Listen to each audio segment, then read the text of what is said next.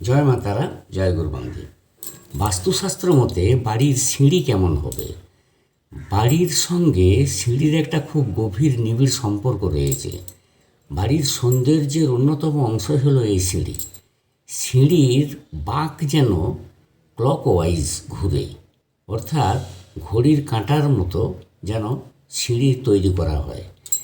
পূর্ব দিক থেকে পশ্চিম দিকে যাবে সিঁড়ির বাঁক। সিঁড়ির সংখ্যা এমন হওয়া উচিত যাতে সেই সংখ্যাকে 3 দিয়ে ভাগ করলে 2 অবশিষ্ট থাকে।